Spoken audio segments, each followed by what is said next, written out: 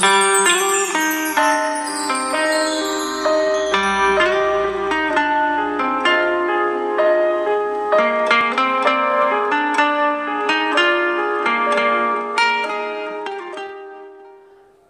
jamaah yang dirahmati Allah Subhanahu wa taala, para sahabat kaum muslimin dan muslimat. Kemudian orang mukmin itu gimana? Beruntungnya. Masya Allah, ketika diberikan kebaikan dia bersyukur, ketika ditimpa musibah, kemudian dia bersabar. Masya Allah, alhamdulillah kita disuruh untuk sabar, dan sabar itu tidak mudah. Dan bahkan sabar itu panas ya. Sabar itu panas, Masya Allah.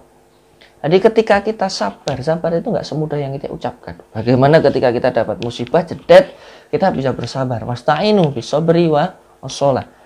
Dan mintalah pertolongan Allah dengan sabar dan sholat. Dan sungguh itu sangat berat. Nggak cuma berat, mungkin bahasanya ini panas. Ya kan, panas. Sabar itu panas. Jadi para jamaah yang dirahmati Allah Subhanahu wa taala, dan ketika kita berusaha menjadi orang yang sabar, itu kebaikan-kebaikan itu akan menyelesaikan masalah kita. Jadi tidak ada keburukan yang menyelesaikan masalah, namun kebaikanlah yang menyelesaikan masalah. Ada sebuah kisah ketika ada seorang ibu-ibu ya, suatu ketika di sekitaran UMY itu, ketika pulang itu ada ibu-ibu itu tabrakan sama anak muda. Jadi tabrak ibunya mungkin mau lewat, atau anaknya keluar. Ini nabrak, atau kebalik, ibunya mau keluar, anaknya mau lewat. Jadi gini ya. Ketika tabrak, apa yang terjadi? Biasa ya, kalau kecelakaan di jalan saling menyalahkan. Jadi, wah kok saya salah. Oh ya enggak, ibu keluarnya enggak lihat kanan kiri ya. Pokoknya ya saling menyalahkan, padahal ibunya waktu itu jatuh, motornya jatuh, yang laki-laki pun jatuh, tapi ibunya terluka, dia ada berdarah kakinya. Lalu saya lewat. Ketika saya lewat, saya merasa kalau misalnya kita ada sebuah kecelakaan, kok kita di situ dan belum ada yang menolong, kita bertanggung jawab untuk menolong. Jadi tanggung jawab itu yang paling dekat nolong, jangan ditinggal pergi. Ketabrak mah tinggal pergi. Kita nolong itu bentuknya macam-macam. Nggak harus nolong sampai selesai dibawa ke rumah sakit. Syukur-syukur seperti itu. Tapi tolonglah semampu kita. Kalau kita bisa telepon ambulan, kita bisa telepon orang. Kalaupun nggak parah, kita bisa mendamaikan, menolong sesuai dengan kemampuan kita. Tolonglah sesuai dengan kemampuan kita.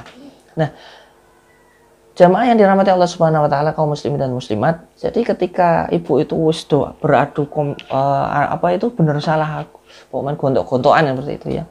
Kemudian saya datang, saya tanyakan, "Bu, gimana ini? Ada yang luka?" "Iya ini Mas, lecet." "Masnya gimana?" "Enggak apa-apa Mas." "Motornya?" "Enggak apa-apa." "Ya sudah, ini motornya ditepikan dulu. Nanti tidak dikira kecelakaan besar, nanti malah semakin besar gitu ya. Nanti ada wih bisa diangkut motormu, nanti repot lagi. Maka ditepikan dulu aja. Saya bilang untuk ditepikan dulu.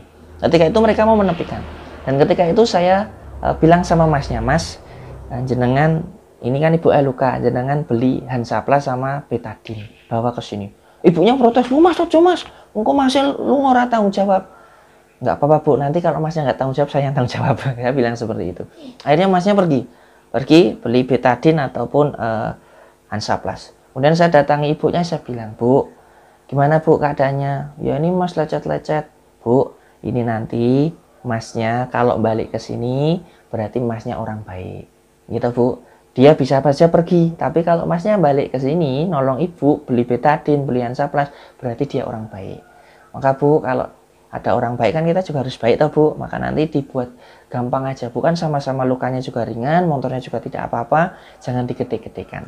Ya Bu, tapi nek balik Bu, nek balik yang kita tulungi, didoakan aja yang terbaik. Ternyata benar, Masnya itu pulang, balik bawa betadine sama Hansaplas. Ini nyebut merek nggak apa-apa ya, karena hafalnya itu. Kemudian ibunya ditolong. "Nah Bu, ini berarti Masnya datang tuh Bu, tak bisi ini itu berarti orang baik. Nanti kita pokoknya dibuat baik aja." Singkat cerita, ditambani dulu ibunya, dibersihkan dengan air, kasih betadine dan di Hansaplas. Selesai, kemudian saya bilang sama masnya, saya gantian, tadi saya datangi ibunya, saya datangi masnya. "Mas, ibunya ini sebenarnya nggak apa-apa, motornya juga nggak apa-apa, dan ini bukan kecelakaan yang besar juga, tidak perlu dibesar-besarkan.